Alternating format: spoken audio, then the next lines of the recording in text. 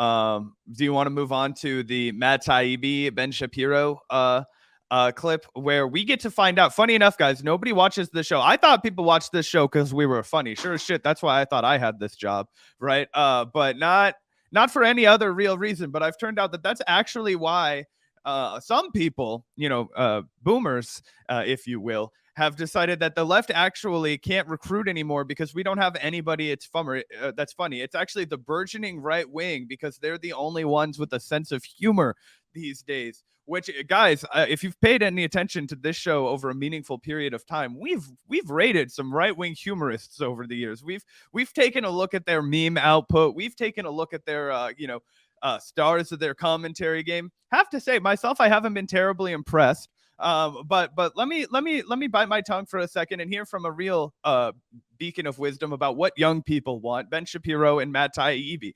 Looking at them, they look like some real spring chickens in this video.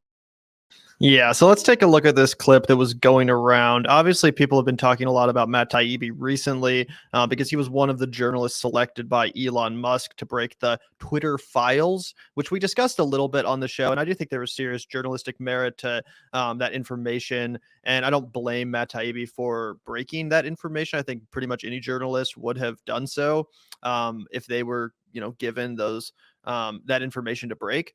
So I don't blame him for that. And we'll talk a little bit more about that. I actually wanted to watch a little bit of Brianna Joy Gray's Radar on Rising this morning, where she discusses the controversy surrounding the Twitter file smearing of Matt Taibbi by the Washington Post. They called him a conservative. I don't think is accurate. But that being said, I did think that this clip was very, very cringy. And that's the thing about Matt Taibbi. No one's advocating for Matt Taibbi to be canceled. I don't even necessarily think it's fair to call him a conservative.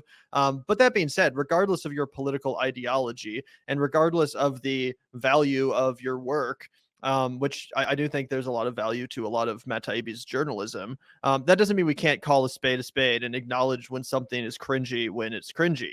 And I think that's exactly what happened here. I found this clip to be pretty hard to watch, very, very cringe. And again, we can call that out. We can talk about it. It's not a smear to say this is cringe as fuck. I was growing up, there would have been no thought at all of conservatism as an attractive ideology for a young person. Like that was completely out of the realm of possibility. But now I think you see it very significantly with something like humor.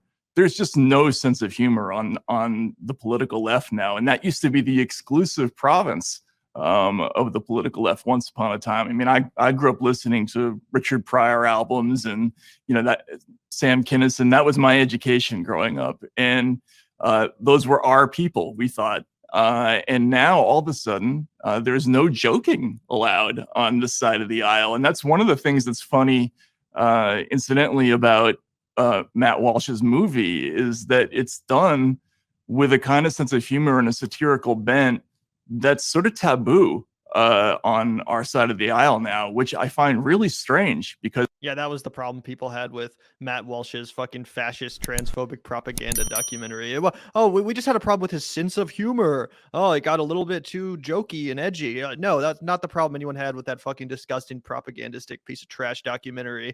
And just what a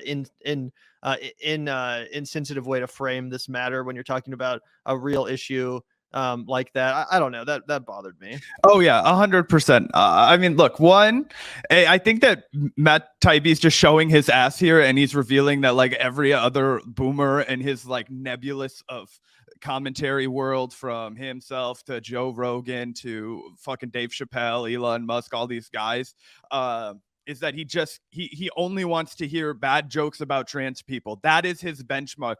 It's like, and it's like, how Dave Chappelle just recently got obsessed with like trying to figure out how do I make joking about dead trans women funny? Like, it's like, how do you do that? I don't know. I don't think like fucking, how do you do that? You can't do that. It comes across as bad. And like, we roast people all the time. We make fucking like jokes that are on the margin all the time. And if people understand that you're not coming at it from a bad place to like fucking antagonize the community relentlessly, like, I don't know. Yeah, so let's watch the rest of this. But yeah, goddamn, this is tough to watch, bro. Because that shift happened, I find, really Also, why is the camera so far down? Like it's so much of his body is included in the shot. His head is like towering. Anyway, it's a random side note. Really strange because that shift happened almost overnight and imperceptibly. I had done an interview with a woman named Kara Dansky, who is a feminist, a gender critical feminist, and it's not that I purposely shelved it. I just didn't want to deal with the blowback that I knew was going to come. I kept telling myself it wasn't the right time. So I felt guiltier and guiltier about that as time progressed. And when Matt's movie came out, when As a Woman came out, I realized I thought this was an opportunity to kind of fix that problem of having not run that interview. So I did both at once. I reviewed Matt's movie and ran that interview at the same time. And the response was unbelievable just for reviewing the movie. Forget about what I said about it. I lost friends over that. There were people who I've known for decades who have now basically said that I'm a transphobe and I'm. But what did you say about that movie, Matt? What did you say? Well, I'm curious now because you set it up. They didn't even bother to read it.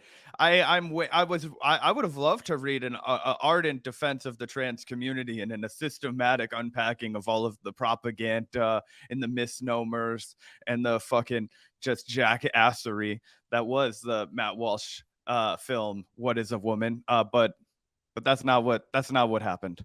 That's not what happened at all. And people called you a TERF because you sounded like a TERF after every single time you've ever talked about the trans community. It's ridiculous. Yeah, super cringe. Let's listen to the first part of this one more time because there's just so much to unpack. It's just so inaccurate too, which is what really bothers me.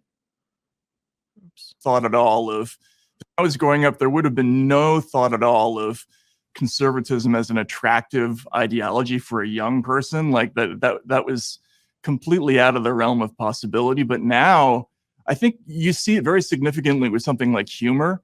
There's just no sense of humor on the political left now. And that used to be the exclusive province. I mean, first of all, like, what does that even fucking mean? Like, what does that mean? There's no sense of humor on the left. What the fuck does that mean? You don't think there's people out there that are comedians and that have a good sense of humor and have left-wing politics? Like, he refers to the left as if it's like this fucking blob of people on Twitter that criticize him. But you're so terminally online that you're not realizing that so many people out there that are funny and that have a good sense of humor are on the left. And you bring in young people and say, oh, well, the young people are becoming more attracted to conservatism because of this. Yeah, conservatism is appealing to young people. There's no sense of humor. Do you know how young people vote, Matt? Like, do you know the positions politically of young people? They're not conservative. Overwhelmingly, Gen Z came out and voted for Democrats. They rejected the right-wing agenda of the Republican Party. They're pro-abortion. They're pro almost every left-wing issue, including rights for trans people. So it's just inaccurate to say that conservatism is appealing to young people because there's no sense of humor on the political left. Bull fucking shit. Young people are on the left. 100%. And also, while we're just talking about the political tendencies of most people that are comedians in their prime, I by and large guarantee you that most of them would lean Bernie Sanders, like not Republican edgelords, and somebody in the chat, I don't see where you are, like Bill Burr, fucking perfect example of a guy that like we just reacted to him doing a fucking based like criticism of capitalism. That dude's always had pretty decent politics. Dave Chappelle, I would have put on that list until like the last 5 years. Like that dude was historically like, on the more like progressive side of a lot of issues, and until he took his like weird right-wing pivot, which was terrible. But I feel like it's just a little bit ridiculous to think that like modern day conservatism has like a bastion of comedic gold. It's just like a bunch of dudes jerking themselves off to dog whistles and hating and fear mongering about things. It's not much to sing a song about it. It is literally the exact same thing that he bemoans in liberal circles that we also bemoan in liberal circles, which is when they're like have that like Amy Schumer, like what's that lady's name, like Lena Dunham style, like, oh my God, let's roast Donald Trump like a million times. And it's like, yeah, Donald Trump is funny enough on his own. It's really hard to add much to that commentary. And if you do, like, you have to at least concede that like the dude is fucking hilarious to laugh at. for sure. But they're like, that's normalizing Trump. No, that kind of like holier than thou, but I'm still a rich white liberal kind of behavior is exactly what he thinks is like the embodiment of all left comedy, which just shows how removed he is from anybody that's an actual young person's like day-to-day life. Like I feel like that apparently the only young people that like cross Matt Taibbi's radar are like the worst examples of the like humor and sensibilities of like the average young person, because the average young person sensibility is for comedy is almost 100% rooted in their left-wing understanding of the world. It's like roasting the United States lineage. It's like all of our traditions, our history, the lies that we've all been peddled, that the internet has, growing up with the internet, has revealed to us. Like that's the bedrock for our entire sense of humor. Like he can't understand that the other bedrock for our sense of humor is the fact that we know we're all going to die on this hurling rock through outer space that we've decided to destroy with carbon emissions, right? Like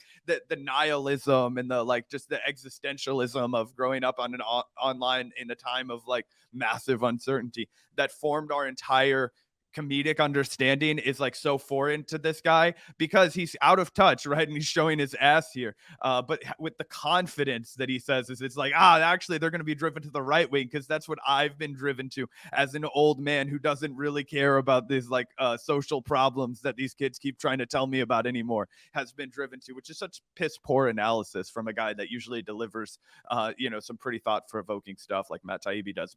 Never expect anything but from Ben Shapiro, but he doesn't even get a word in. You could just tell by his expressions. Like, I don't know. Ben Shapiro is such a nut. Absolutely. And thank you so much, Alex, for the $9.99. Outside of you guys and old Kyle Kalinske. Hey, Kyle's still pretty funny, man. Kyle still has some bangers. I always crack up when I'm listening to secular talk videos. Anyway, the left does have a humor problem, but defending Matt Walsh's fascist movie is cringe. Yes, it most certainly is cringe to defend that transphobic trash propaganda. But yeah, the left has a humor problem. I mean, I think it's fair to criticize some elements of over the top political correctness as it relates to comedy and entertainment at large. I do think there's a problem, and it's okay to acknowledge the problem of over the top censorious political correctness when it comes to comedy and people just saying something that's like slightly edgy or shows that couldn't be made anymore. Like I don't think The Office could be made today just because it is true that a lot of people are more sensitive, and the way that culture has evolved has made it so that certain jokes wouldn't fly anymore, and that's fair to point out. But I don't even necessarily think that's exclusive to the left, because the right wing loves to cancel people over edgy jokes too, or at least try to cancel people over edgy jokes as well. Like I remember when Hassan Piker famously joked that America deserved 9/11. The right wing was out here pearl clutching like nobody's business. They were doing like fucking Fox News segments about it. Tucker Carlson's in a fucking rage. He said that America deserves fucking 9/11 and that the victims deserved to die, and like all this insane pearl clutching, when again it was obviously a joke. Another example that comes to mind of the right wing being equally censorious and equally willing to clutch their fucking pearls. This is an example that relates specifically to Ben Shapiro and got the panties of the right wing all up in a twist. Let's take a look here at Ethan Klein, who's also a pretty funny guy who's on the left. And here's Andy No tweeting this out, trying to get Ethan canceled. And Ethan Klein, by the way, is a Jewish person himself. This joke would be fucked up if he wasn't Jewish, but yeah. If you don't know and you just read that headline, you're gonna. But yeah, Ethan Klein, as a Jewish man, made this joke. I was just gonna say, if there's another Holocaust and people start rounding up the Jews, I just say if they start rounding up the Jews again, I hope Ben gets gassed first. I was just gonna say, yeah. So, go ahead, bro. That is a very, very horrible thing to say, and that is super fucked up. But you have to admit, right? Like, if you're gonna be the guy that defends like the most like egregious kind of fucked up comedy. Like I you watched my reaction, right? Like, oh, it's hard not to laugh when somebody says some shit like that. It reminds me, and Joe Rogan used to lean on this one a lot, like just like things that are inherently not funny, but if you're a comedian, you can say them and then they become funny. And he talked about Sam Kinison and stuff. Sam Kinison had this hilarious fucking bit. Like if you watch him, like you will laugh, like just the way he sells it to you, you will laugh. But it's not funny if you think about it, because it's the horrible people suffering, right? Like he talks about all the starving children in Africa, right? And he's like, hello, why don't you go where the fucking food is? No, all these people are starving in Africa. Get up here on your fucking ass and move. Like, of course it's not funny, and there's like socioeconomic restrictions, right? But for a guy in 1975 that's like making jokes, like people were laughing, and it's like, that's not funny. But yeah, anyway, that's another example that's a little less fucking incendiary than the one that Gavin put up.